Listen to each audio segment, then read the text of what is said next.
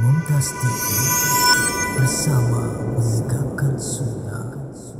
Assalamualaikum warahmatullahi wabarakatuh. Alhamdulillah Rabbil alamin. Segala puji bagi Allah, Tuhan semesta alam. Wa bihi nasta'inu ala umurid dunya waddin. Yang kepadanya kita meminta pertolongan dalam menghadapi urusan dunia kita dan urusan agama kita. Wassalatu wassalamu ala sayyidil mursalin wa imamil muttaqin, qaidil ghurril muhajjalin, sayyidina wa maulana Muhammadin wa ala alihi wa ashabihi ajma'in. Salawat dan salam semoga senantiasa tercurahkan untuk pemimpinnya orang-orang yang bertakwa, untuk penghulunya para utusan Allah, para nabi dan rasul, yang kelak Allah akan memberikan kepadanya maqaman mahmudah. Semoga salawat itu bersambung untuk keluarga beliau, untuk istri-istri beliau, untuk putra-putri beliau, dan untuk seluruh sahabat Nabi. Semoga Allah meridai kita bersama mereka. Amma ba'd, ahibati fillah. Kita akan membahas tentang senjata makan tuan. Ya, suatu ungkapan yang biasa kita dengar tentang manusia-manusia yang merasakan dampak buruk dari perbuatan dia sendiri. Kita ini sering mencari kambing hitam. Kita suka menyalahkan orang lain. Seharusnya setiap insan itu tatkala tertimpa sesuatu yang tidak mengenakkan, maka dia harus sadar bahwasanya musibah itu boleh jadi karena perbuatan dia sendiri, bukan orang lain. Allah Azza wa Jalla mengatakan, ma asabaka min hasanatin faminallah wa ma asabaka min sayyi'atin famin nafsi. Kebaikan yang menimpamu itu dari Allah. Engkau tahu dan kita semua tahu bahwa Allah itu Ar-Razzaq Dzul Quwwatil Matin. Allah itu Ar-Rahman Ar-Rahim. Allah At-Tawwab Al-Ghafur Jalla Jalaluh. Jadi kebaikan yang menimpa kita itu murni dari Allah Azza wa Jalla. Wa ma asabaka min sayyi'atin famin nafsika. Keburukan yang menimpamu itu dari dirimu sendiri. Sebagian orang bersenang-senang dengan dosa yang dia lakukan. Dia merasakan kenyamanan dengan perbuatan mereka. Tatkala terkena sesuatu yang tidak mengenakan, dia lupa bahwa sejatinya musibah yang menimpa dia itu gara-gara dia sendiri gitu.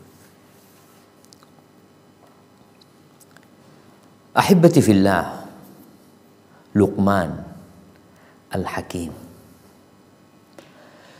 Bagaimana Allah menceritakan tentang nasihat mau'izah yang dia berikan kepada anaknya. Orang tua ingin anaknya menjadi anak yang soleh-soleha.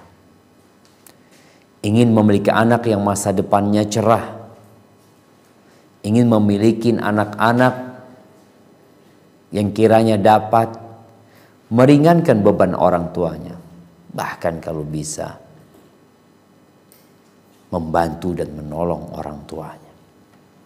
Maka mau tidak mau kita perlu memberikan nasihat kepada anak-anak kita, memberikan mau'izah kepada mereka. Bukan hanya yang berkaitan dengan pelajaran sekolah. Nah, engkau harus giat, engkau harus semangat, ini mau ujian, ini dan itu. Ada pelajaran dalam kehidupan yang mungkin anak-anak kita tidak mendapatkannya di lembaran-lembaran kitab mereka, buku yang mereka kajian. Mereka tidak pernah mendengarkannya di bangku sekolahan. Di sini orang tua perlu memperdengarkan kepada mereka. Di antara wasiat Luqman kepada anaknya yang Allah sebutkan di surat Luqman ayat 16. Mungkin kita perlu baca ayat ini.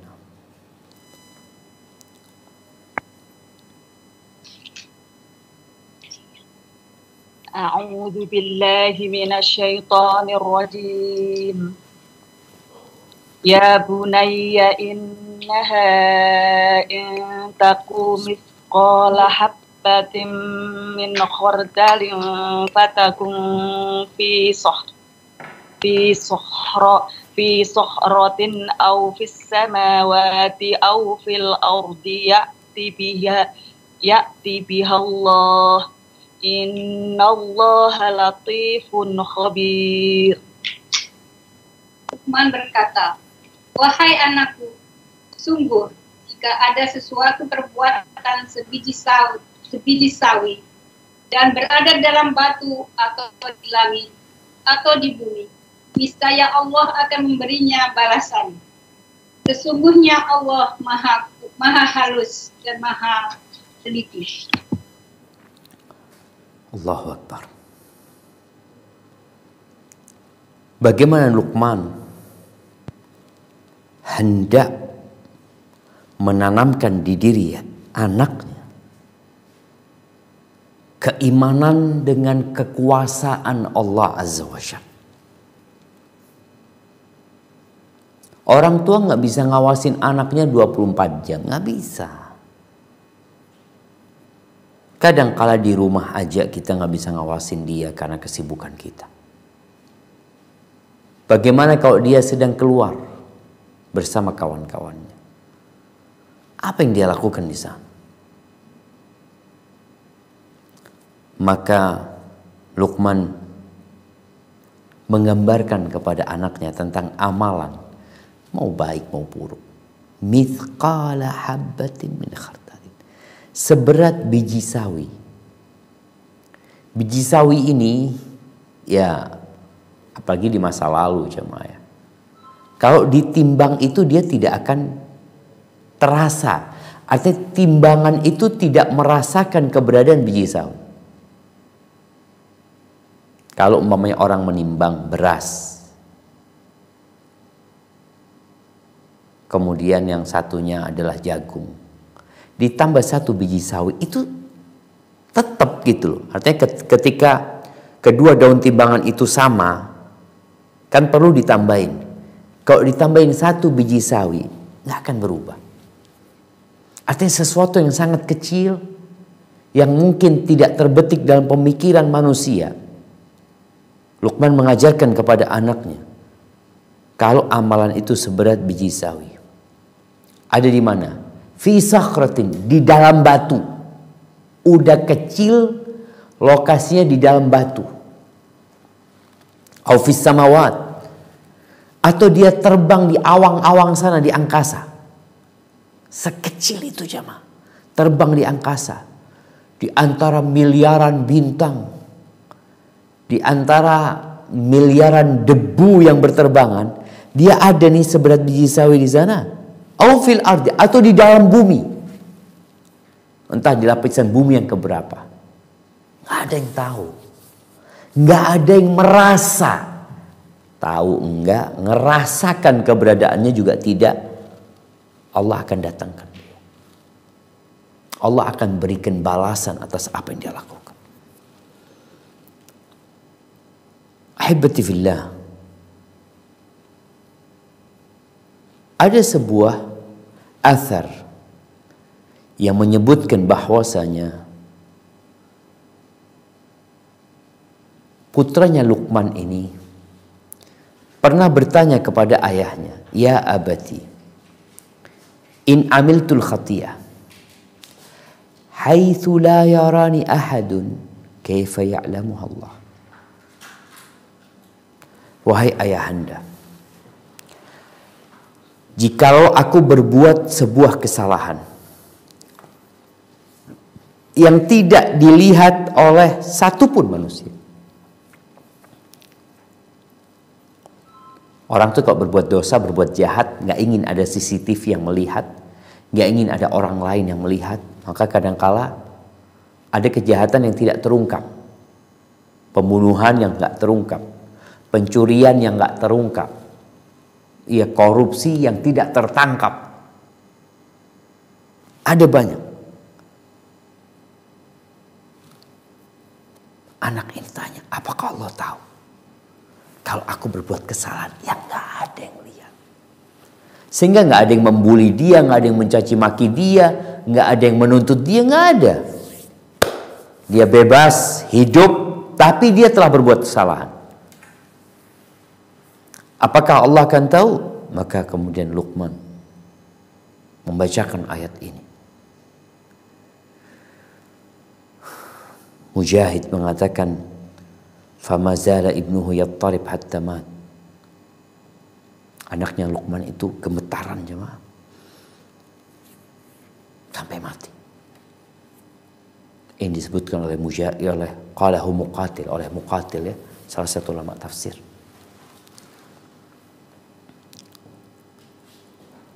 Ahibati fillah, alam ya'lam bi anna Allah yara. Apa dia nggak sadar bahwasanya Allah melihat dia? Allah selalu melihat kita, jemaah. Bahkan Allah tahu dengan apa yang terbetik di hati kita. Niat baik dan niat buruk. Makanya orang kalau punya niat berbuat baik itu udah dicatat walaupun nggak ngamalin. Orang niat berbuat jahat Allah belum catat sampai dia mengamalkan. Apapun yang dikerjakan manusia, mau itu perbuatan baik, dia sodakoh 100 rupiah, yang mungkin dia pandang, aduh cuma 100 rupiah, dia uang yang dibuang oleh orang dikumpulin sama dia terus disodakohkan, yang mungkin nggak ada yang tahu, dan mungkin hal itu diremehkan, ya tibi Allah, maka akan lebih parah lagi. Jadi apa yang kau kerjakan? Kembali kepada dirimu sendiri. Apa aja. Mau itu amal soleh atau amal keburukan. Di surat Al-Isra ayat 7. Ahibati fillah. Kita tahu Bani Israel pernah hidup tertindas di masa Fir'aun, sampai akhirnya mereka menyeberangi lautan. Mereka sampai ke Ariha. Mereka diperkenankan untuk masuk ke dalam Masjidil Aqsa. Mereka nggak mau. Gara-gara mereka nggak mau, bahkan mereka menolak dengan pernyataan yang sangat memalukan, lalu Allah hukum mereka tersesat selama 40 tahun. Nggak bisa kemana-mana. Kenapa? Padahal mereka dipersilahkan masuk ke bumi yang dijanjikan gara-gara perbuatan mereka. Setelah 40 tahun kemudian, Yusha' bin Nun memimpin Bani Israel untuk memasuki Masjidil Aqsa dengan generasi yang sudah berubah. Selama 40 tahun itu ya udah pada banyak yang mati orang-orang. Bahkan Nabi Musa alaihissalam meninggal dunia. Kemudian mereka masuk. Mereka menguasai Masjidil Aqsa. Mereka menegakkan hukum-hukum Allah di sana. Tapi kadangkala manusia imannya naik dan turun. Apa kata Allah mengingatkan Bani Israel? Yang itu juga peringatan buat umat Nabi Muhammad SAW. Di surat Al-Isra ayat 7 ini. Nah, silakan dibaca. In ahsantum li anfusikum wa in asa'tum falaha wa idza jaa wa'dul akhirati liyasu'u wujuhakum wa liyadkhulul masjida kama dakhaluhu awwala marratin wa liyutabbiru ma'alau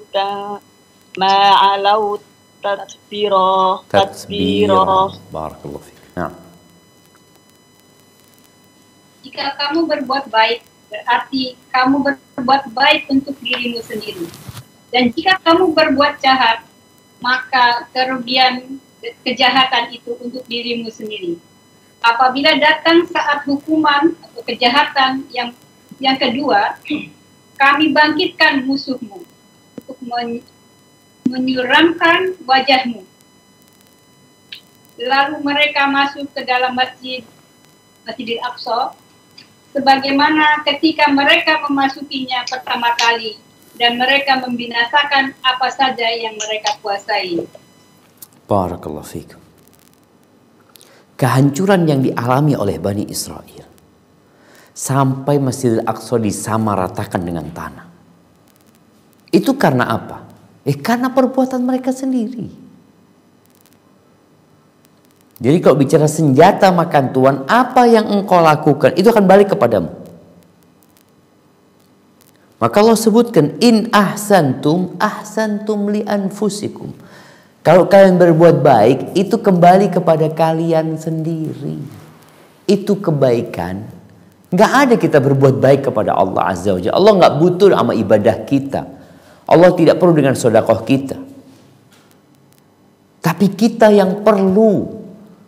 Sehingga kalau kita sholat, kita berangkat umroh, kita berzikir, kita baca Al-Quran, sejatinya kita sedang berbuat baik kepada siapa? Diri kita sendiri. Dan kalau kalian berbuat buruk, ya akan kembali kepada kalian. Ahibati fillah. Ini sebuah sistem hukum yang penuh dengan keadilan, di mana setiap orang akan mendapatkan balasan atas apa yang dia kerjakan. Kalau dosa, ya dosanya dia. Maka Allah katakan wala taziru waziratu wizra ukhra. Enggak bisa orang lain berbuat dosa lalu timpakan kepada yang lainnya. Enggak. Engkau berbuat dosa, ya engkau yang akan bertanggung jawab. Dan subhanallah jemaah, hancur Masjidil Aqsa. Bani Israel habis. Dibawa oleh Bukhtanasar 70.000 di antara mereka dijadikan tawanan. Lalu mereka akan berpikir, kenapa Allah? Kok kenapa Allah? Kenapa engkau kok mendapatkan musibah seperti itu? Semuanya kembali kepada diri kita sendiri. Dan ini yang seharusnya menjadi poin muhasabah seorang hamba. Ketika ada sesuatu yang balik kepada dirinya, dia mulai berpikir, ini gara-gara ana ini. Iya. Terus ahibati fillah, di surat Fatir ayat 43 ada banyak ayat yang berkaitan dengan senjata makan tuan ini, bahwa apa yang siapa menanam dia akan panen. Yang menanam duri nggak akan panen anggur. Yang menanam anggur dia akan panen anggur. Di surat Fatir ayat 43 apa kata Allah Azza wa Jalla?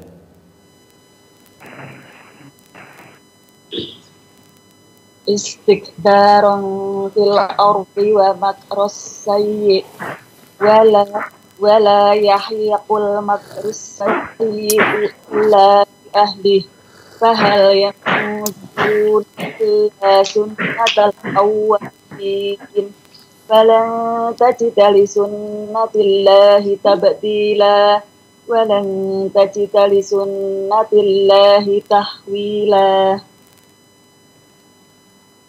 karena kesombongan mereka di bumi, dan karena rencana mereka yang jahat. Rencana yang jahat itu hanya akan menimpa orang-orang yang merencanakannya sendiri. Mereka hanyalah menunggu berlakunya ketentuan kepada orang-orang yang terdahulu. Maka kami tidak akan mendapatkan perubahan bagi Allah, dan tidak pula akan menemui penyimpangan bagi ketentuan Allah itu. Barakallahu fikum. Wala yahikul makru sayyi illa bi ahli. Rencana jahat itu tidak akan membahayakan kecuali yang membuat rencana. Maka seorang mukmin ketika dizalimin, ketika ada makar-makar yang sedang dibuat dan dibikin oleh manusia, kita perlu bersabar. Bala in tasbiru wa tattaqu la yadurrukum kaiduhum syai'a. Kalau kalian bersabar, kalian bertakwa kepada Allah Azza wa Jalla, maka makar mereka, tipu daya mereka tidak akan berdampak apa-apa buat kita. Nggak akan membahayakan kita sedikit pun. Siapa yang akan terdampak? Ya yang buat rencana tersebut. Sampai kita pernah dengar ya sebuah pelajaran waktu di pondok dulu. Kita dididik untuk saling menghormatin, saling menghargai. Ada satu mahfuzat yang harus kita hafal. Man hafara hufratan waqa'a fiha. Barang siapa yang menggali lubang, maka dia akan masuk ke dalam lubang yang dia bikin. Lu kok bisa? Kan dia tahu letak lubangnya. Naam. Tapi Allah akan kirimkan itu kepada dia. Ini sudah sunnatullah. Bahwasanya siapa yang merencanakan kejahatan akan balik kepada dirinya sendiri.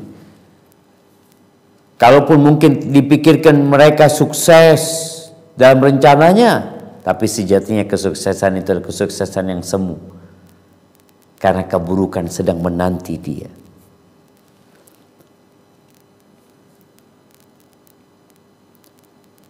Muhammad ibn Ka'ab al-Quradhi mengatakan, thalathun man fa'alahunna lam yanju hatta yanzila bihi min makrin aw baghyin aw nakthin wa tasdiquha fi kitabillah wa la yahiqqul makru sayyi illa bi ahli. Ada 3 hal yang melakukannya nggak akan selamat dari apa yang mereka lakukan itu. Jadi Allah akan memberikan balasan seperti yang dia kerjakan. Yang pertama makar, yang kedua kezaliman, yang ketiga ingkar janji yang mereka bikin, pemberontakan, itu akan balik kepada diri mereka sendiri. Apa buktinya? Firman Allah yang baru saja kita baca, wala yahikul makru sayyi illa bi ahli. Dan Allah juga berfirman di surat Yunus ayat 23, innama baghyukum ala anfusikum. Kezaliman kalian itu balik kepada kalian sendiri. Buktikan dalam kehidupan ini jemaah. Ahibbati fillah. Rasulullah sallallahu alaihi wasallam mengatakan, ma min dhammin ajdaru an yu'ajjilallahu lahul uquba fid dunya ma'a maddakhara lahu fil akhirah minal uquq wal baghi. Tidak ada dosa yang lebih pantas untuk disegerakan hukumannya di dunia, sebesar apapun dosanya. Nggak ada dosa yang lebih pantas untuk disegerakan hukumannya di dunia, plus dengan apa yang menanti dia di akhirat dari 2 dosa. Minal baghi wa qati'atir rahim. Yang pertama kezaliman kepada manusia, kepada makhluk Allah. Yang kedua memutuskan silaturahim. Orang-orang yang terkadang tidak mau membagi warisan, ingin menguasai warisan, sehingga dia memutuskan hubungan dengan orang-orang yang menjadi kerabat dan saudaranya dari ahli waris, maka dia akan hidup merana. Karena sejatinya kezaliman dia akan kembali kepada diri mereka. Tapi terkadang kita melihat orang-orang yang zalim tetap berkuasa. Orang-orang yang zalim tetap menikmati hidup dengan jabatan, kedudukan, harta yang berlimpah ruah. Gimana Ustaz? Katanya senjata itu bakal makan tuannya. Nah, terus tunggu. Hibati fillah, azab dunia ini ringan dibandingkan dengan azab akhirat. Wala azabul akhirati akbar, azab akhirat itu lebih besar jemaah.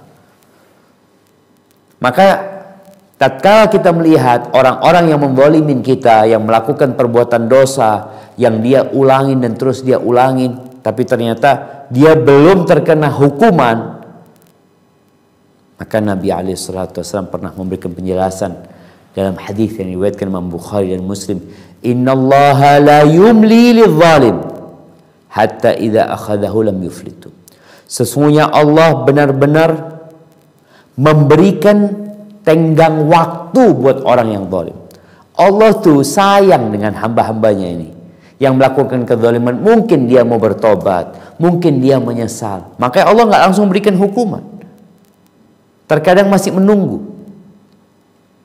Tapi kalau sudah Allah memberikan hukuman, nggak akan lepas dari hukuman Allah Azza wa Jalla. Lalu Nabi SAW membaca firman Allah di surat Hud ayat 102. Apa kata Allah Azza wa Jalla di surat Hud ayat 102? Tafadhali. Wa kadzalika akhdhu rabbika idza akhadzal qura wa hiya zalimah. Inna akhdahu alimun syadid. Dan begitulah siksa Tuhanmu apabila dia menyiksa penduduk negeri-negeri yang berbuat zalim. Sungguh siksanya sangat pedih dan sangat berat. Nah, nggak akan lepas ya ma. Kalau Allah sudah memberikan hukuman yang mungkin sebagian orang merasa nyaman, ini Allah bikin gempa, Allah hancurkan negeri mereka, mau kemana mereka? Jamaah rahimakumullah. Di surat Al-Qalam Allah menceritakan tentang 3 bersaudara yang mereka ini kayaknya mewarisin harta orang tuanya. Mereka akhirnya mau panen nih. Mereka bersepakat kita berangkatnya subuh-subuh. Sebelum orang-orang datang nanti minta-minta ini itu, mereka mau berangkat di waktu ketika manusia tidak ada. Maka mereka berangkat. Sampai kepada kebun mereka mengatakan inna ladhalun.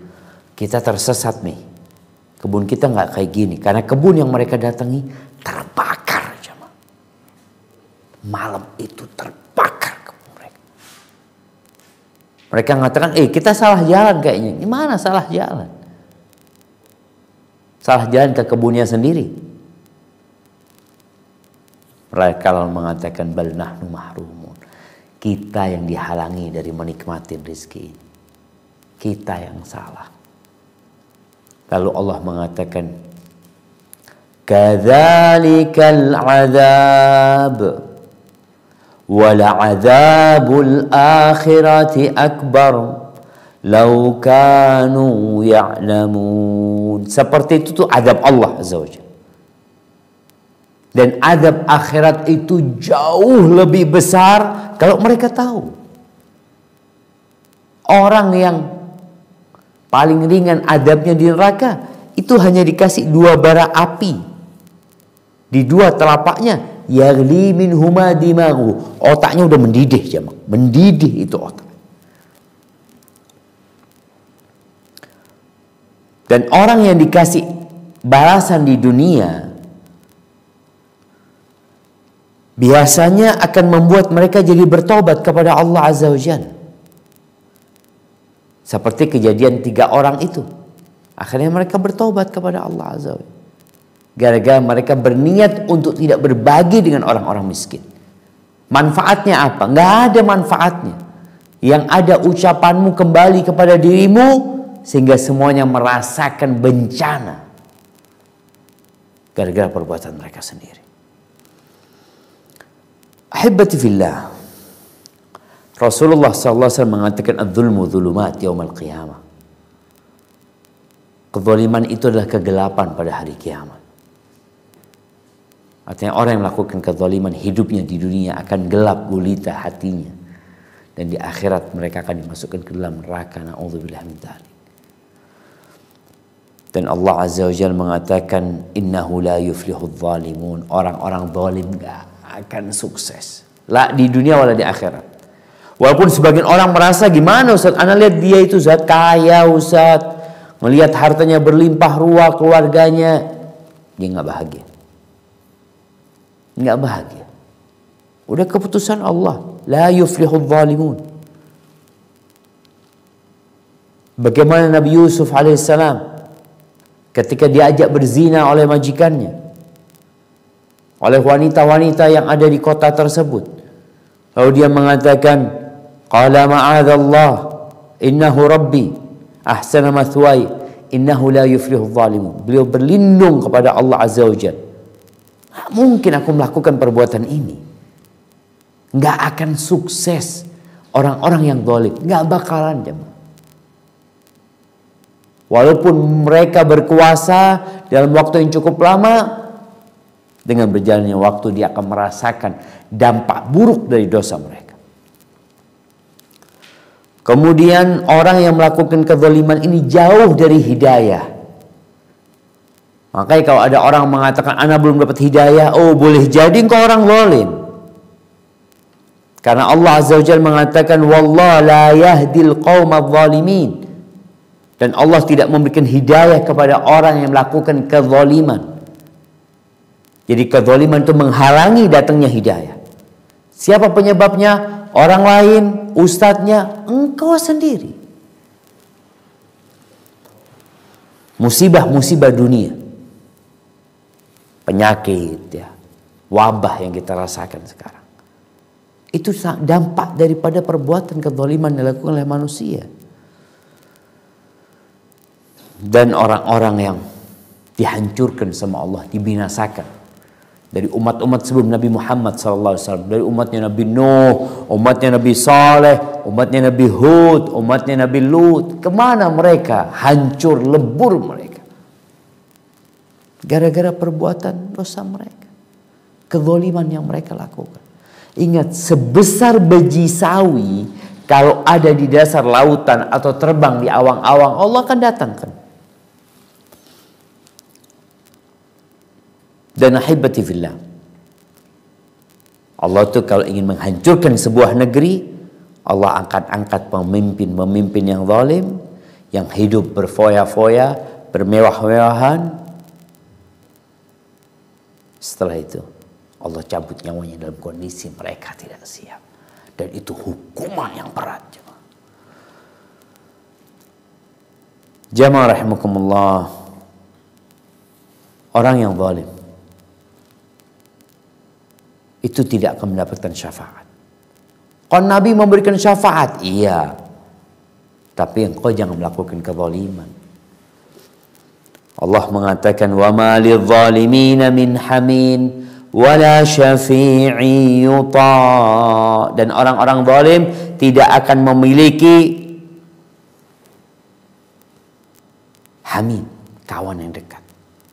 Siapa yang suka sebenarnya? Wala syafi' yuta, dan tidak akan memiliki orang yang memberikan syafaat kepada dia. Ada. Gara-gara perbuatan kezaliman dia. Dan orang yang menzalimin orang lain, dia akan hidup menyesal.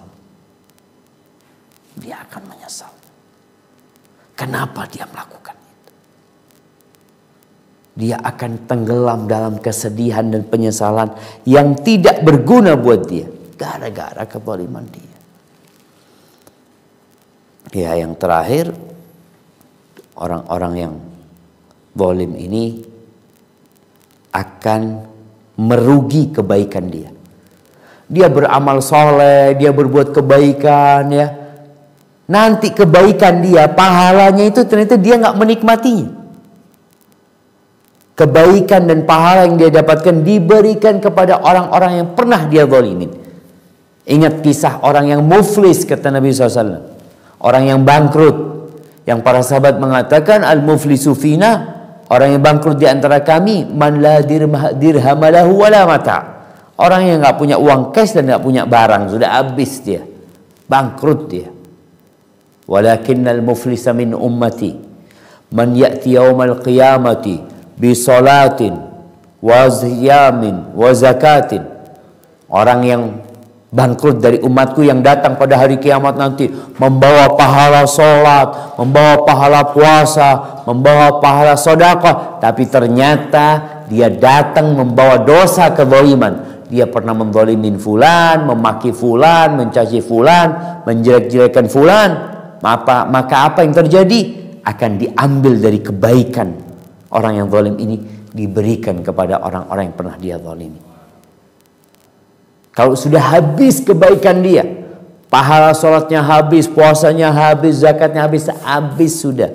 Ini menunjukkan amalan dia ikhlas, ada pahalanya. Tapi gara-gara kezaliman yang dia lakukan kepada manusia, maka senjata makan tuan tadi.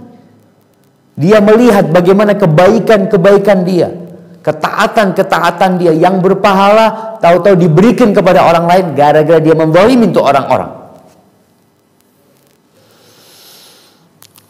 Dan orang yang zalim ini harus takut dengan doanya orang yang dizalimi. Yang Nabi SAW pernah berpesan kepada Mu'adz bin Jabal ketika dikirim ke Yaman, ittaqi da'watal mazlum, hati-hati engkau, takutlah engkau dengan doanya orang yang dizalimi. Kenapa? Karena nggak ada hijab antara dia sama Allah SWT. Jamaah rahimakumullah. Kemudian apa yang perlu kita lakukan? Ya, kita perlu mawas diri, menghindari perbuatan dosa. Karena dosa itu membawa naas, memperbanyak amal soleh. Kalau kita menzalimin orang lain, minta maaf sama orang tersebut. Minta maaf ya. Sebelum dampaknya balik kepada kita. Karena al-jaza'u min jinsil amal. Balasan itu sesuai dengan amal perbuatan. Nah, mahibati fillah, mungkin itu yang dapat kita kaji pada kesempatan kali ini. Bahwasanya seorang muslim harus berhati-hati dengan lisannya, dengan tangannya, dengan hatinya. Dia memohon kepada Allah agar diselamatkan dari keburukan panca inderanya. Nabi berdoa, Allahumma inni a'udzubika min syarri sam'i. Ya Allah, aku berlindung kepadamu dari kejahatan pendengaranku, wa min syarri basari, dan dari kejahatan atau keburukan pandanganku, wa min syarri lisani, dan minta perlindungan kepada Allah dari kejahatan dan keburukan lisanku, wa min syarri qalbi, dan dari kejahatan serta keburukan hatiku, wa min syarri mani, dan dari kejahatan serta keburukan air maniku. Dengan itu semoga ya kita bisa lebih baik, Allah memberikan hidayah kepada kita sehingga kita tidak melakukan perbuatan-perbuatan yang dizalimi. Barakallahu fiik. Mungkin kita masuk ke sesi tanya jawab. Anda persilahkan.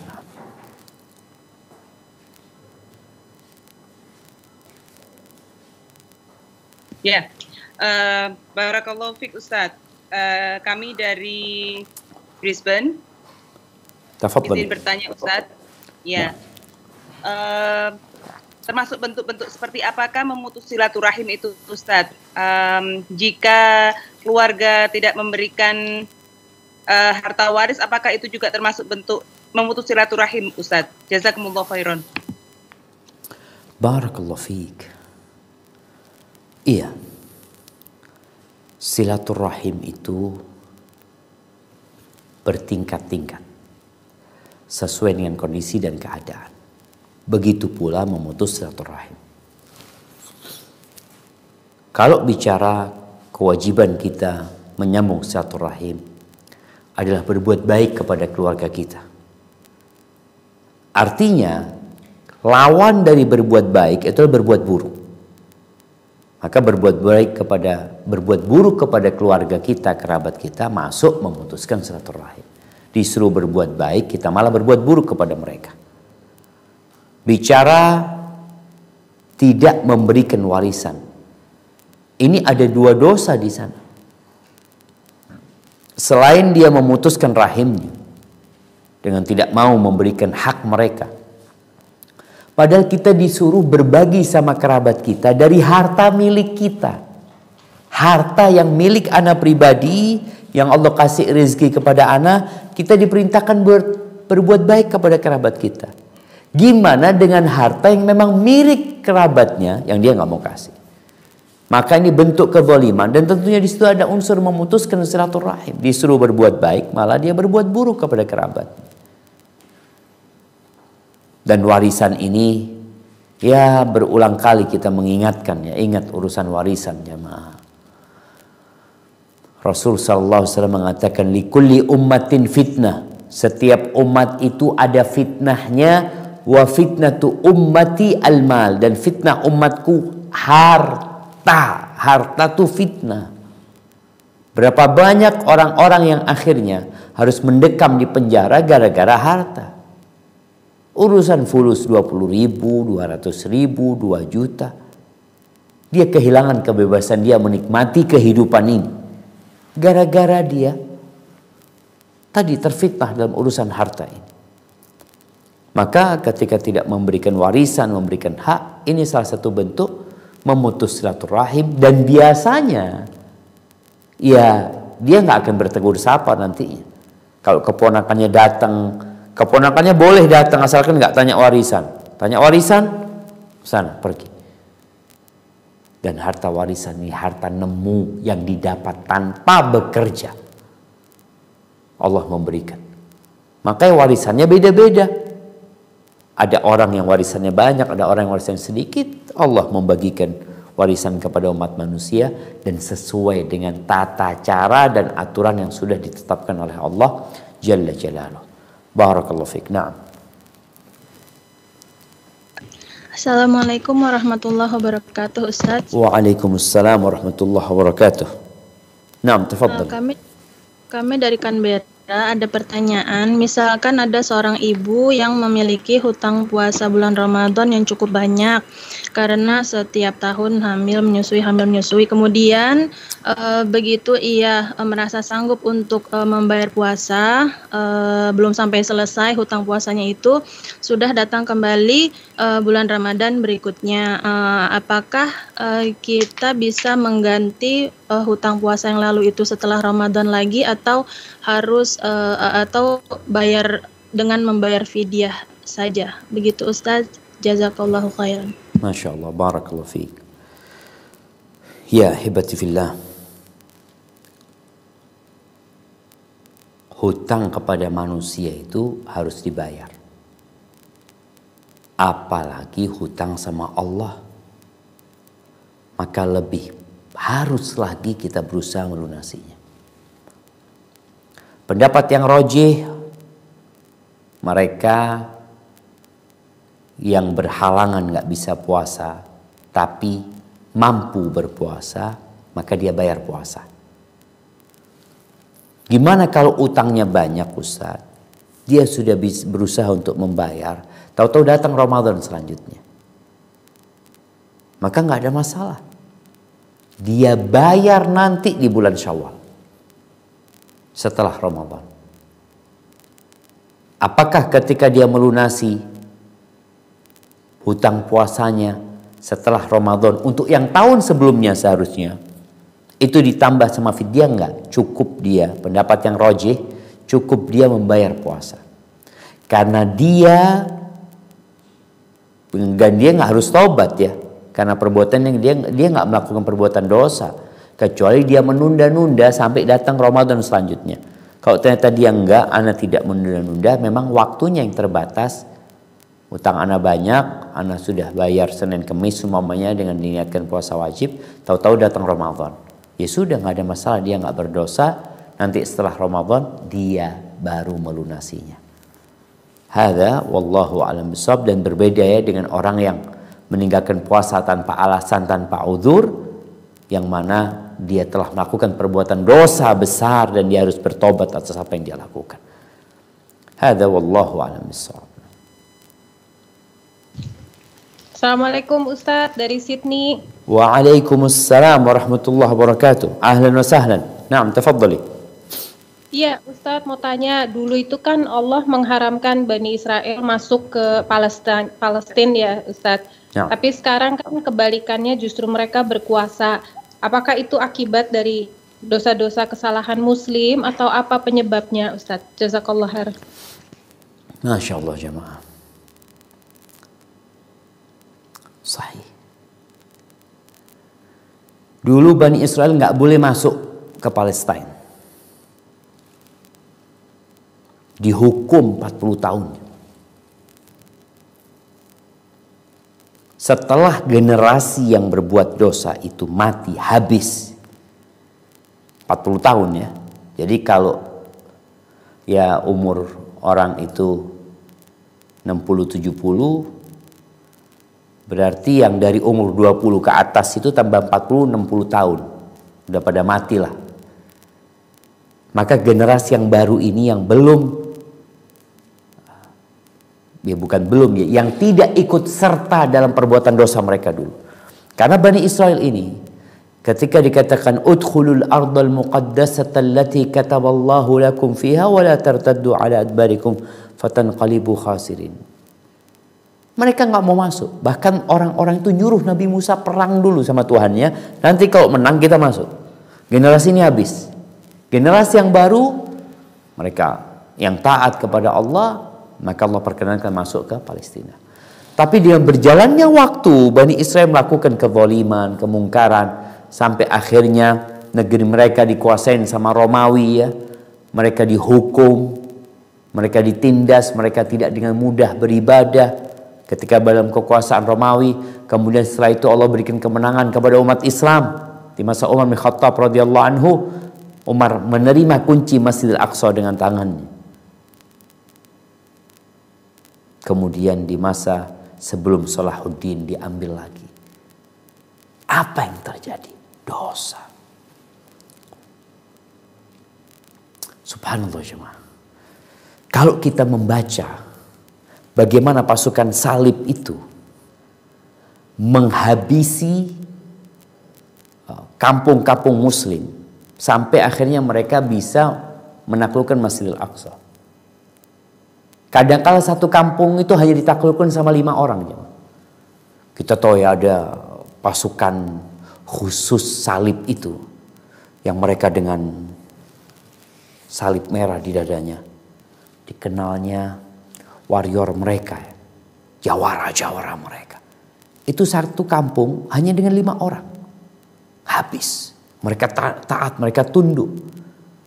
Mereka nggak mau membela diri karena mereka ya sibuk dengan dunianya.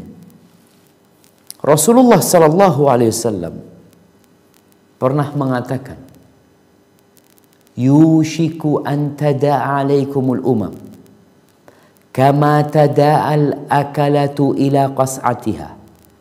Hampir saja umat-umat ini berbondong-bondong mengeroyok kalian seperti orang yang sedang hendak makan bersama, satu nampan itu saling mengajak, saling memanggil untuk menghabisi umat Islam. Hampir saja itu terjadi, kata Nabi SAW. Para sahabat bertanya, qila aw min qillatin nahnu yawma idzin. Kita digarap seperti itu, kita dikeroyok seperti itu karena jumlah kita sedikit. Karena memang secara logika yang dikeroyok itu selalu lebih sedikit. Gak mungkin umpamanya 10 orang datang dengan luka-luka lalu mengatakan kita habis dikeroyok sama orang-orang, kata dia. Ini 10 orang meluka-luka semuanya, ditanya habis dikeroyok. Berapa orang ngeroyok kalian? Cuma 2. Gimana sih 2 ngeroyok kalian? Bukan menghabisi kalian 2 orang itu. Sahabat bertanya, apakah jumlah kita sedikit sehingga kita dikeroyok? Bal antum yawma idzin katsir. Banyak jumlah kalian. walakinnakum ghutha ka ghutha'is sail.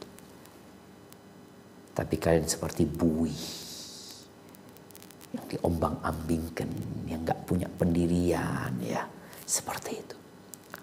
Terus apa kata Nabi SAW? Wala yanzi'anna Allah min qulubi aduwikumul mahabata minkum. Allah akan mencabut rasa takut musuh kalian dari diri kalian. Bayangin ya, Israel ini berapa sih jumlah mereka? Di tengah-tengah jantung kaum muslimin, nggak takut. Umat Islam yang malah takut sama Israel. Karena Allah cabut. Padahal kalau kita lihat bagaimana umat Islam jumlahnya 300 melawan 1000. Bagaimana 3000 melawan 10.000. Selalu Allah berikan kemenangan dengan jumlah yang lebih sedikit. Dan musuh takut, jemaah. Ini sebaliknya, Allah cabut rasa takut dari musuh. Dan Allah akan lemparkan kepada hati kalian penyakit namanya wahan. Wahan itu hubbud dunya wa karahiyatul maut, cinta dunia dan takut mati. Maka apa yang terjadi kalau bicara sekarang Israel berkuasa kembali, ya? Nah, bahkan dia dengan sombongnya, congkaknya melakukan tindakan-tindakan yang umat Islam hanya bisa menjadi penonton. Apa penyebabnya? Dosa. Ahibati fillah, in ahsantum ahsantum li anfusikum. Kalau kalian berbuat baik, maka kebaikan itu buat kalian sendiri. Kalian berbuat jahat, ya balik kepada kalian sendiri. Maka kita bersedih, ya. Kita bersedih. Itu menjadi tanggung jawab kita bersama. Bahwa ternyata kita memang umat yang tidak memiliki saat ini tidak memiliki wibawa. Apa penyebabnya? Dosa. Hadza wallahu a'lam bissawab.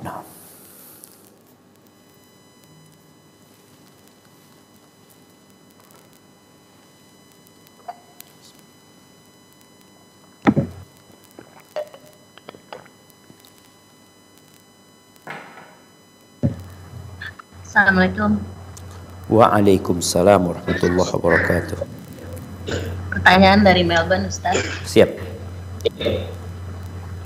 Mau bertanya, kalau misalkan kita tidak dibagi warisan dengan keluarga. Tidak dibagi. Tidak dibagi. Ya. Dan si pihak keluarga itu memutuskan silaturahim dengan kita. Udah nggak dikasih fulus, nggak ditegur sapa lagi sudah. Udah dianggap bukan keluarga. Ya, dia putuskan silaturahim. Bagaimana kita mesti bersikap, Ustaz? Nah, barakallahu fikum. Bagaimana kita mesti bersikap? Ada dua. Sabar dan berbuat baik sama mereka. Yang kedua, berdoa. Memohon agar Allah memberikan hukuman kepada mereka. Yang pertama ditempuh dulu. Allah Azza wa Jalla mengatakan, idfa' billati hiya ahsan. Balaslah keburukan dengan yang lebih baik. Oke, hak kita nggak dikasih, ya. Bagaimana kita berusaha berbuat baik sama mereka lillahi ta'ala. Mereka memutuskan kita menyambung. Mereka tidak mau menyapa, kita menyapa. Mereka tidak mau berbagi, kita berbagi. Karena ketahuilah harta waris yang mereka makan itu akan jadi api dalam perut mereka. Dan kembali lagi senjata makan tuan. Nggak akan membahayakan dirimu, tapi akan membahayakan mereka sendiri. Kalau ternyata mereka, ya, terus setelah kita berusaha untuk mendoakan kebaikan, berbuat baik, maka kita boleh mendoakan keburukan. Rasulullah SAW berpesan kepada Mu'adz bin Jabal ketika dikirim ke Yaman.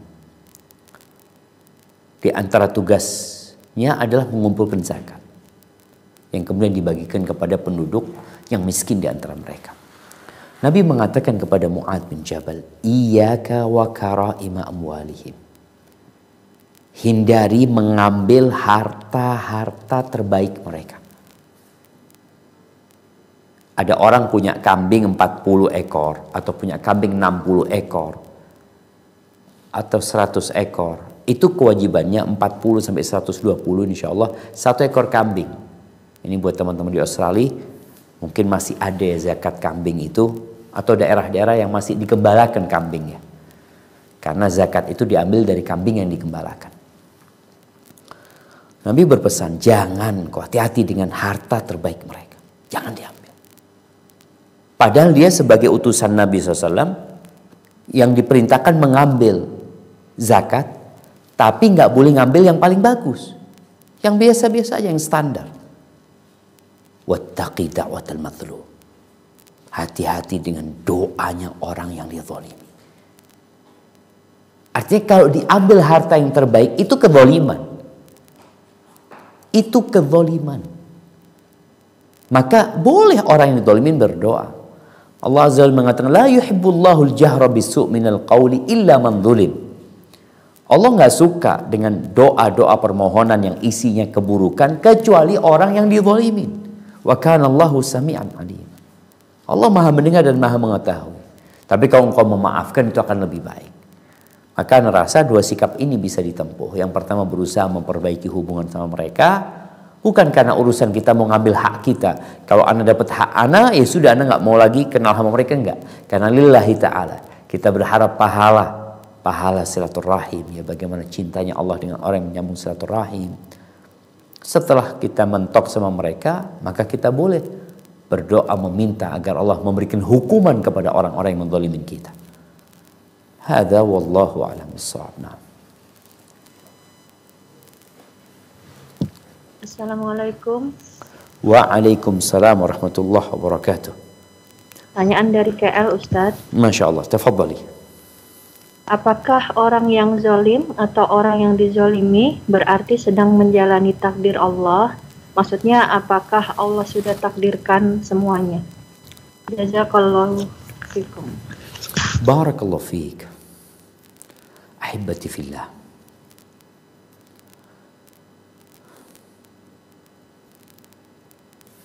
Tunggu, ana ingin membacakan sebuah ayat ya.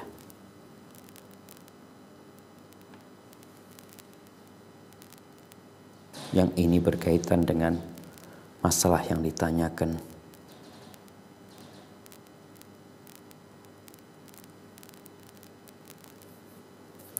Baik, mungkin bisa dibaca. Kita ingin baca ayat ini di surat Al-An'am. Mungkin Akh Zubair bisa ditampilkan surat Al-An'am ayat 59. Surat Al-An'am ayat 59.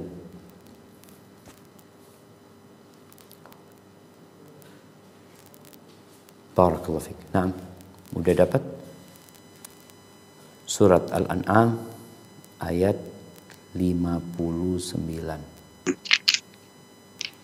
A'udzu billahi minasy syaithanir rajim. Wa 'indahu mafatihul ghaib. Mafatihul ghaib. Illahu. Nah, dibaca dari awal.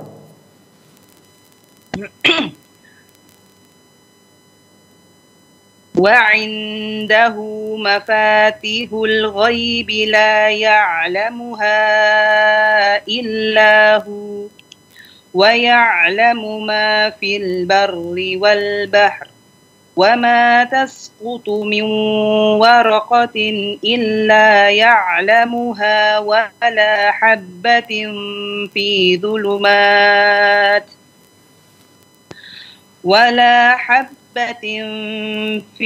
ظُلُمَاتِ الْأَرْضِ وَلَا رَطْبٍ وَلَا يَابِسٍ ولا يابس إلا في كتاب مبين. Dan kunci-kunci semua yang gaib ada padanya. Tidak ada yang mengetahui selain Dia. Dia mengetahui apa yang ada di darat dan di laut. Tidak ada sehelai daun pun yang gugur yang tidak diketahuinya. Tidak ada sebutir biji pun dalam kegelapan bumi, dan tidak pula sesuatu yang basah atau yang kering yang tidak tertulis dalam kitab yang nyata. Barakallahu fikum. Jadi kalau bicara takdir, ada 4 tahapan takdir. Yang pertama ilmu. Allah mengetahui segala hal yang akan terjadi. Sampai tadi daun yang akan jatuh, belum jatuh.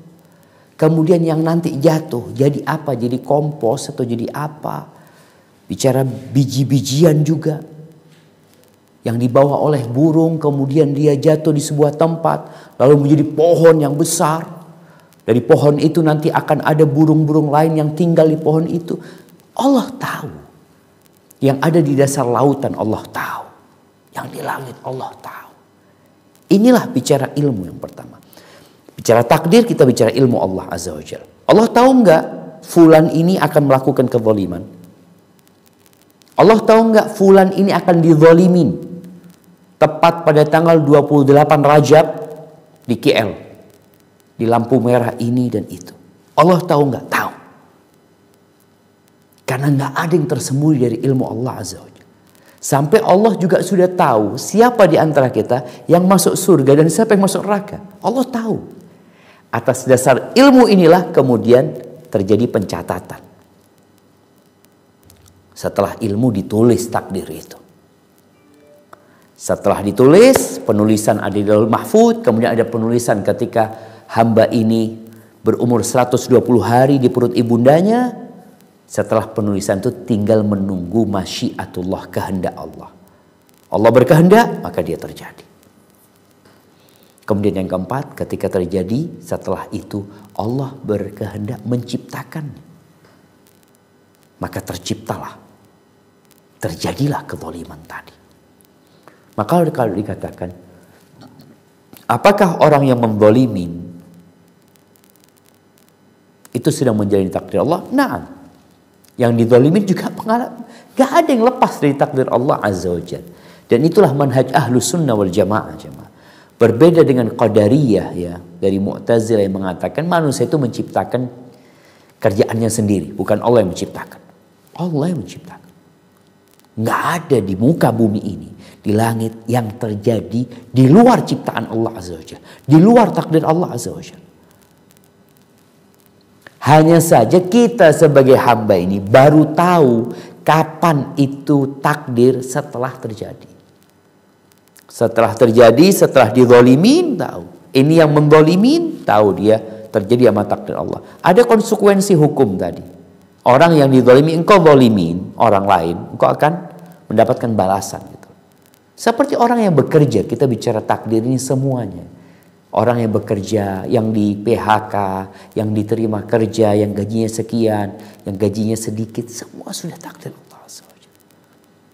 Tugas kita tatkala mengetahui kita melakukan kezaliman, melakukan perbuatan dosa, melakukan kemaksiatan, bertobat. Bukan mengatakan kan udah takdir Allah. Iya, udah takdir Allah. Tapi ingat, Allah juga sudah menetapkan yang berbuat dosa diancam neraka. Kalau nggak bertobat ada ancamannya. Dan buat orang yang dizalimin, dia tahu ini terjadi dengan takdir Allah Azza wa Jalla. Apa tugas dia? Dia bersabar dan dia diperbolehkan untuk menuntut. Jadi semua yang terjadi di muka bumi ini, keimanan, kekafiran, itu juga takdir dengan takdir Allah Azza wa Jalla. Tapi Allah udah jelasin, Allah nggak suka dengan kekufuran gitu.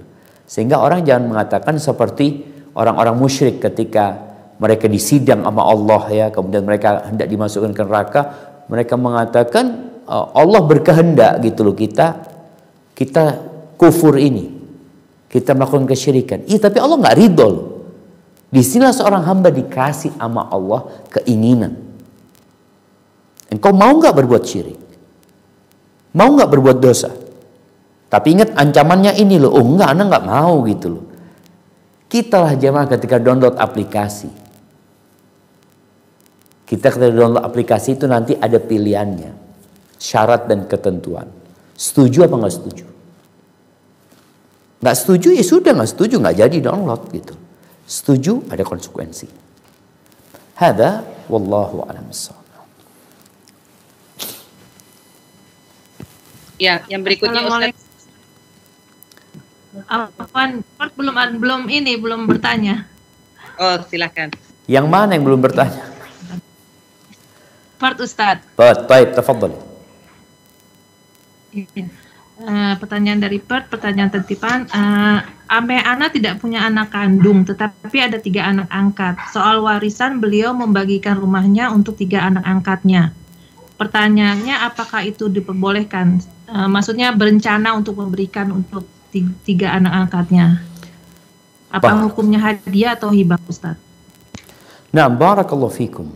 Ahibati fillah. Selama orang itu masih hidup, orang itu sehat, tidak dalam kondisi sakit yang mendekati kematian, maka silahkan dia berbagi. Bukan soal warisan, soal harta. Karena kalau sudah meninggal dunia atau sakit mau menjelang mati itu, di sini udah nggak jalan lagi gitu loh. Dia kepemilikannya sudah nggak mutlak, tapi ketika dia sehat, harta itu milik dia dan dia tidak punya keinginan membahayakan orang lain, dia memang hendak membagi anak-anak 3 itu. 1 dikasih rumah, 1 dikasih mobil, 1 dikasih ini. Silahkan engkau bagikan. Dan ingat ketika engkau bagikan sekarang, ini sudah ada serah terima.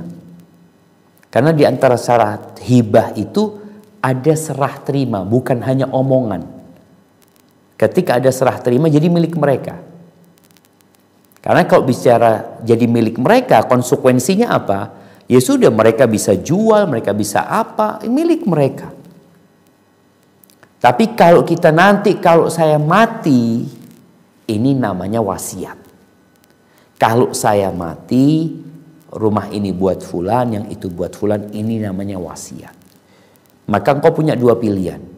Engkau hibahkan ketika hidup, atau engkau wasiatkan ketika engkau mau meninggal. Engkau wasiatkan sekarang ya. Engkau wasiatkan sekarang. Hanya kalau bicara wasiat, itu tidak boleh lebih dari 1/3. Nggak boleh lebih dari 1/3. Kalau engkau punya harta 3 miliar, yang boleh diwasiatkan hanya 1 miliar. Yang 2 milik ahli waris. Tapi kalau engkau hibah, semuanya engkau mau kasihkan, fadhol. Tapi ingat, tidak ada unsur ingin membahayakan ahli waris. Tapi engkau memang ingin berbuat baik sama mereka.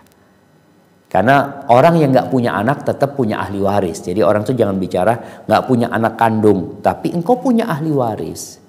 Yang ahli waris ini penting buat engkau. Karena di situ ada unsur silaturahim, menjaga kekerabatan, ya. Hada wallahu a'lam bissawab. Ya Ustadz, dari Brisbane. Tafadhal. Bagaimana jika kita dituduh menzolimi seseorang, padahal kita yang dituduh tidak merasa melakukannya? Hak yang merasa dizolimi itu apa saja, dan yang dituduh menzolimi haknya apa saja? Bagaimana ciri-ciri orang yang zolim, Ustadz? Jazakumullah khairan. Barakallahu fiik. Jadi kalau bicara kezaliman, kezaliman itu bisa terjadi dengan, yang pertama, Nabi SAW pernah mengatakan kepada para sahabatnya, inna amwalakum, inna dima'akum, wa amwalakum, wa a'radakum haramun alaikum kahurmati yaumikum hadha. Ketika beliau haji wada di Padang Arafah, beliau menyebutkan, sesungguhnya darah kalian, kehormatan kalian, harta kalian itu haram.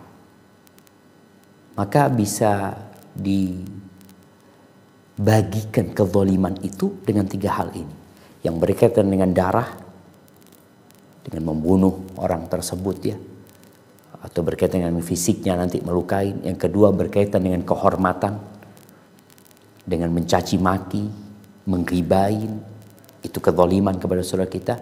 Yang ketiga berkaitan dengan harta. Ini 3. Maka kalau ada orang yang dituduh menzalimi, dia merasa tidak menzalimi, ini ada sengketa. Satu menuduh, yang satu merasa tidak melakukan itu. Maka perlu adanya penengah. Rasulullah SAW datang sahabat kepada Nabi SAW. Seperti ceritanya Zubair bin Awam ya. Zubair bin Awam ini punya kebun kurma. Setelah kebunnya Zubair ini ada kebunnya orang Ansor. Pengairan itu kan gantian. Si orang Ansor ini nuntut supaya airnya ngalir ke tempat dia dulu. Zubair nggak mau. Sengketa nih. Si orang Ansor merasa Zubair menzalimin dia. Zubair merasa enggak, ini ana nggak menzalimin, ini hak ana gitu. Akhirnya laporanlah kepada Nabi SAW. Dipanggillah Zubair. Nah, kalau sudah sengketa ini, satu merasa dizalimi, satu merasa enggak gitu. Satu merasa tidak melakukan kezaliman. Nabi mendengarkan dari dua orang ini, akhirnya Nabi membuat keputusan. Apa kata Nabi SAW? Ya Zubair, engkau siramin kebunmu, pokoknya basah. Kurma itu kalau nyiram itu seharusnya seperti sawah jamaah. Airnya itu lama. Karena untuk masuk ke akar-akarnya. Nabi memberikan arahan kepada Zubair, sudahlah engkau siramin, setelah itu engkau lepaskan buat dia. Ini orang Ansor merasa, ya Rasulullah, apakah engkau membuat keputusan itu karena dia anak pamanmu? Marah Nabi SAW. Padahal Nabi itu sudah memberikan haknya orang Ansor. Bukan memberikan haknya orang Ansor, mengurangi haknya Zubair. Karena dia berbuat seperti itu, maka Nabi mengatakan, ya Zubair, engkau tahan airnya sampai masuk ke akarnya, baru engkau kirimkan buat dia. Ini udah nggak benar gitu seperti itu. Jadi ahibati fillah, kalau sudah terjadi sengketa, maka perlu datang kepada orang yang memberikan mediasi ya, memberikan keputusan antara dua orang yang bersengketa ini. Kalau bicara ciri-ciri orang yang zalim ya, biasanya orang zalim itu ada sedikit kesombongan. Dia itu merasa lebih tinggi dari orang lain. Meremehkan orang lain. Menolak kebenaran. Itu mungkin di antara cirinya. Dan ya dia semena-mena bertindak gitu loh. Dan kalau dikasih nasihat biasanya nggak mau. Hada wallahu a'lam bissawab. Na'am.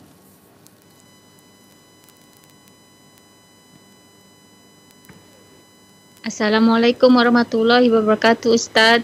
Waalaikumsalam warahmatullahi wabarakatuh. Barakallahu fiik. Naam, tafadhal. Saya dari Canberra Ustaz, mau menanyakan tentang kartu kredit Ustaz.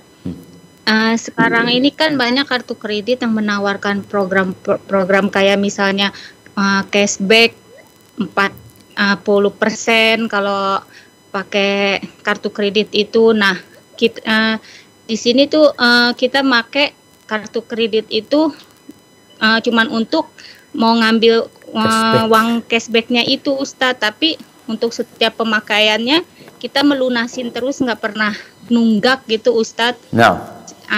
Itu hukumnya gimana ya Ustadz? Cuman untuk boleh apa enggak Ustadz, kita cuman mau ngambil uang cashback dari program kartu kredit tersebut, tapi kita nggak sampai ngutang, kita lunasin gitu nah. Ustadz, itu boleh apa enggak ya Ustadz hukumnya, dan gimana hukumnya Ustadz? Jazakallahu khair.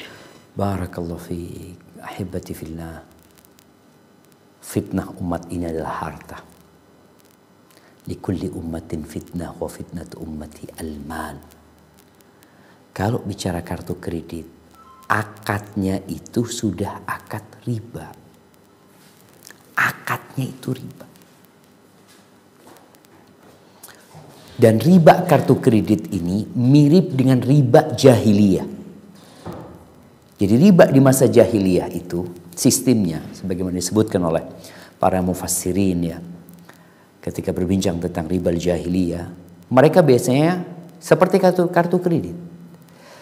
Kalau engkau tepat waktu, nggak ada bunganya, nggak ada ribanya, nggak ada tambahan. Engkau tepat waktu nggak ada tambahan. Tapi kalau lebih, ya terserah engkau. Engkau bayar, kalau lepas tanggalnya, umpamanya bicara tanggal 1 Ramadan ya bayarnya, iya. Orang jahiliyah itu setelah 1 Ramadan ngomong, engkau mau bayar sekarang, atau engkau mau dikasih penundaan waktu, tapi ditambahin. Itu riba jahiliyah. Maka orang yang pakai kartu kredit, itu sudah ada akad ribanya. Dari riba inilah mereka menawarkan yang namanya tadi cashback atau apa. Yang cashback itu sebenarnya bunga. Kelebihan yang kau berikan, yang diberikan ya dengan kau menggunakan uang tersebut. Maka nggak boleh orang pakai kartu kredit karena sudah tahu dia melakukan akad yang dimurkai sama Allah Azza wa Jalla. Apalagi dia melakukan itu karena dia berharap tambahan uang tersebut gitu loh. Maka bertakwalah kepada Allah Azza wa Jalla jamaah. Kemudahan-kemudahan yang diberikan jangan sampai menggerogoti keimanan kita. Allah Azza wa Jalla mengatakan wa ahallallahu al-bai'a wa harramar riba. Allah menghalalkan jual beli dan mengharamkan riba. Ketika kita tidak terpaksa, ada orang yang terpaksa naruh uang di bank konvensional karena memang nggak ada bank syariat atau ada hal lain yang menyebabkan dia milih itu. Itu karena terpaksa, bukan karena berharap tadi. Berharap mendapatkan cashback, mendapatkan kemudian enggak. Kalau ini kan jelas dia ingin sesuatu yang ditawarkan dalam program tersebut. Padahal akadnya sudah akad riba. Dari awal udah riba akadnya. Hadza wallahu a'lam bissawab. Nah. Assalamualaikum Ustaz. Waalaikumsalam warahmatullahi Sydney lagi wabarakatuh. Ustaz. Nah, tafadhol. Jadi gini Ustaz, ada satu orang yang di mata sekitar itu terkenalnya kaya, padahal sih biasa aja gitu Ustaz. Terus sering dihutangi karena orang-orang semua utangnya ke dia. Suatu saat ini orang kesusahan Ustaz, butuh, tapi begitu nagih kan susah gitu, galakan yang nagih atau gimana gitu Ustaz. Gimana cara menolak yang supaya nggak menyinggung gitu Ustaz, biar nggak ada konflik. Jazakallah khair. Maksudnya menolak supaya menghutangi nggak gitu. mengutangin gitu. Iya betul, betul Ustaz. Masya Allah, barakallahu fiik. Ahibati fillah, akad utang piutang ini ihsan. Akadnya kita dianjurkan, tapi kita tidak diwajibkan memberikan hutang kepada orang tersebut, enggak. Maka ada hadis-hadis yang berkaitan dengan keutamaan menolong orang lain, keutamaan meminjamin orang lain, ngutangin orang lain gitu loh. Kalau ternyata kita menghadapi orang-orang yang kalau ditagih malah dia lebih galak dari kita, maka ini pilihanmu. Bagaimana caranya menolak? Ya minta maaf. Katakan kalau bicara minta maaf, uangnya mau dipakai. Memang mau dipakai uang itu untuk kebutuhan dia. Minta maaf, ucapkan ucapan yang kalau tadi tidak menyinggung mereka. Nggak ada masalah, mohon maaf kepada mereka. Uang yang Ana milikin, Ana sedang punya keperluan yang lainnya. Karena orang punya keperluan dengan hartanya. Minta maaf atau kita katakan, Allah semoga memudahkan urusanmu. Mungkin kau perlu cari orang lain ya. Aku nggak bisa ngutangin sekarang. Kenapa nggak bisa ngutangin? Ada banyak orang-orang, sampaikan ada banyak orang-orang yang berhutang yang sampai saat ini belum bayar. Kalau nanti mereka pada bayar sama Ana, mungkin Ana bisa ngutang. Ini mudah-mudahan ya bisa membantu. Tapi kadang-kala orang itu maksa, dia minta. Kadang-kala mereka maksa, ya kita kadang-kala perlu tegas sama mereka.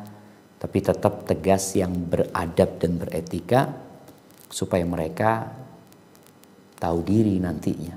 Karena banyak terus terang jemaah, kenapa sih orang itu malas ngutangin? Males karena ada orang yang Anda tahu ngutangin orang, kita capek nagihnya sama orang tersebut. Akhirnya kita malas. Ada orang lain mau utang sama kita udah trauma gitu loh. Tapi paling tidak kita melihat orang fulan ini adalah orang yang track recordnya baik ya, dia selalu ya kita bantu nggak ada masalah. Tapi kalau ada orang-orang yang kita nggak kenal, nggak tahu sama fulan gimana, maka di sini kita tidak ngutangin. Kalau mau ngutangin tetap, tapi karena kita ada kekhawatiran, maka perlu minta jaminan. Ini mungkin menjadi solusi, jaminan. Kayaknya aku minta jaminan ya. Oh kenapa? Kok masa nggak percaya? Bukan nggak percaya. Udah banyak yang nggak balik duitku. Tapi kalau ada jaminan, itu akan menjadi sarana buat kita untuk mengembalikan uang kita. Nggak perlu ribut lagi sama mereka gitu loh. Hadza wallahu a'lam bissawab. Assalamualaikum Ustadz. Waalaikumsalam warahmatullahi wabarakatuh. Ada titipan pertanyaan. Nah. Ustadz, ibu mertua saya berumur 77 tahun, baru saja ditinggal mati suaminya hari Jumat lalu. Kemudian seharusnya beliau berdiam diri selama masa iddah. Namun karena terlalu sedih, beliau menangis terus. Kemudian beliau memutuskan untuk ikut pergi ke tempat anaknya ke kota A. Kemudian bolehkah seperti itu karena tujuannya itu bukan untuk jalan-jalan, hanya untuk menghilangkan kesedihan. Jazakillah khair. Masya Allah, barakallahu fiikum. Naam ahibati fillah. Kalau memang tidak memungkinkan, ya orang yang dalam masa iddah, hukum asalnya adalah tetap di rumah tempat meninggalnya suaminya. Tapi kalau tidak memungkinkan, nggak ada anaknya yang tinggal sama dia, dan anaknya juga nggak bisa kumpul sama dia. Ketika dia tinggal sendirian, membahayakan diri dia, maka insya Allah itu menjadi sebuah alasan diperbolehkannya dia meninggalkan tempat dia, dan usahakan ketika melakukan perjalanan tidak melakukan perjalanan di malam hari ya, di siang hari, dan ke tempat anaknya, dan semoga itu menjadi solusi buat dia. Dulu para sahabat Nabi ketika terjadi perang Uhud ya mereka itu banyak yang kehilangan suami gitu. Akhirnya mereka diperbolehkan kumpul di antara mereka ya, untuk saling menghibur di antara mereka. Tapi kemudian ketika di malam mereka pulang ke tempat mereka masing-masing. Tapi kalau yang seperti ini, kalau memang harus tadi nggak ada yang bisa menghibur dia karena nggak ada siapa-siapa dari kerabatnya, maka dia pergi ke tempat anaknya. Semoga itu menjadi alasan yang diperbolehkan bagi dia untuk meninggalkan rumahnya. Hadza wallahu a'lam bissawab. Nah. Assalamualaikum Ustaz. Waalaikumsalam warahmatullahi wabarakatuh. Nah, dari mana ini? Bagaimana jika kita tanpa sengaja menzalimi orang lain, kemudian orang itu diam saja bersabar, bagaimana kita dapat bertobat dari hal seperti itu? Dan apabila kita yang dizalimi lalu kita bersabar, bagaimana jika dia berbuat zalim lagi kepada orang lain, apakah itu termasuk tanggung jawab kita untuk memperingatkan atau bagaimana Ustaz? Masya Allah, barakallahu fikum. Iya, ahibati fillah. Kita itu kadang kala melakukan kezaliman nggak sengaja. Iya. Oleh karena itu kita perlu minta maaf sama Allah Azza wa Jalla. Allahumma gfirli, ada sebuah doa Nabi sallallahu alaihi wasallam. Allahumma gfirli dhanbi kullahu, diqqahu wa jillahu, sirrahu wa alaniyatahu. Terus ada yang, anak kok lupa doanya, yang disengaja dan tidak disengaja. Allahumma fir khata'i wa amdi, yang nggak sengaja dan yang aku sengaja. Sehingga seorang muslim perlu minta tolong sama Allah agar Allah mengampuni dia gitu. Ada hal-hal yang tidak sengaja dia melakukannya dan tidak sadar melakukan itu. Taib. Apa sikap orang yang bersabar tadi? Orang ketika bersabar dia dizalimin, dia memaafkan, maka itu akan jadi pahala yang besar buat dia. Karena dia menerima, apalagi dia memberikan alasan buat saudaranya. Kayaknya saudaranya kau nggak sadar kalau dia menzalimin aku gitu. Tapi biarlah Aku maafkan dia, semoga Allah memberikan balasan buat aku. Lalu bagaimana kalau orang ini nanti melakukan kezaliman selanjutnya? Apakah kita tanggung jawab?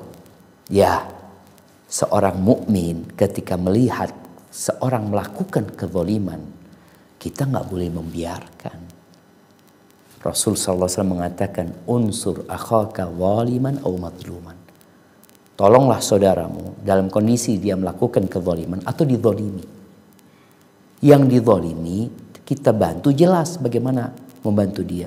Tapi membantu orang yang menzalimi dengan menghalangi dia supaya dia tidak melakukan kezaliman. Maka ini tugas kita. Kita ngasih nasihat kepada dia, memberikan arahan kepada dia. Karena terus terang jamaah, ada orang-orang yang nggak sadar yang dia lakukan itu adalah kezaliman. Boleh jadi karena kekurangan ilmu dia, kedangkalan ilmu dia, nggak ada yang ngasih tahu dia gitu loh. Maka tugas kita, watawasau bil haqq, watawasau bis sabr. Hadza wallahu a'lam bis-shawab. Nah, kayaknya pertanyaan terakhir. Dari Perth Ustaz. Baik, nah, tafadhal. Untuk masalah hutang, apabila kita menghutangi saudara dan kita tahu kondisi orang tersebut, terus kita kasih, tapi dalam hati terbesit kalau nanti dia bayar, alhamdulillah.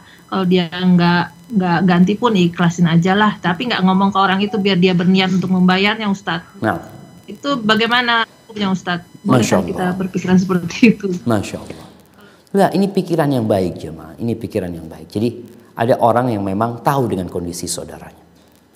Makanya Allah Azza wa Jalla ketika berbincang tentang riba ya, fa in tubtum falakum ru'usu amwalikum la tadrimuna wa la tudlamun. Kalau kalian bertobat maka bagi kalian modal kalian. Kalian tidak menzalimi dan kalian tidak dizalimin. Lalu Allah mengatakan wa in kana dzu usratin fanadhiratun ila maisarah wa anta saddaqu khairul lakum. Allah mengatakan kalau ada orang yang sulit bayar utang, udah kalian kasih jangka waktu dia. Semoga dia bisa bayar utang. Kasih jeda tambahan waktu. Ini berarti kan kita mengharap dia bayar. Kita kasih tambahan waktu. Wa anta saddaqu. Kata Allah kalau kalian ikhlaskan, kalian sedekahkan itu lebih baik. Jadi tatkala kita tadi dalam hati meniatkan hal itu, ini jadi niat baik kita. Artinya kita niat pertama membantu orang itu. Tapi kita tahu orang itu susah. Nanti kita lihat mungkin dia kalau bisa bayar, alhamdulillah, nggak bisa bayar, ya udah jadi pahala sedekah. Sehingga ketika dia bayar, ya kita ambil, nggak ada masalah gitu. Karena niat kita bukan mengikhlaskan, niat kita memang tadi ada dua. Kalau dia mau bayar, alhamdulillah, nggak bayar, ya sudah, anak akan cari pahala di sisi Allah Azza wa Jalla. Barakallahu fiik. Sepertinya itu menjadi pertanyaan terakhir pertemuan kita kali ini. Semoga kita lebih berhati-hati dalam bermuamalah. Karena kita tahu apa yang kita kerjakan akan balik kepada kita sendiri. Allah nggak perlu dengan kebaikan kita. Kebaikan itu untuk kita. Dan tidak akan membahayakan Allah keburukan, kejahatan, dosa yang kita lakukan. Karena sejatinya keburukan itu akan kembali kepada kita juga. Subhanakallahumma wa bihamdika asyhadu an la ilaha illa anta astaghfiruka wa atubu ilaik. Wassalamualaikum warahmatullahi wabarakatuh.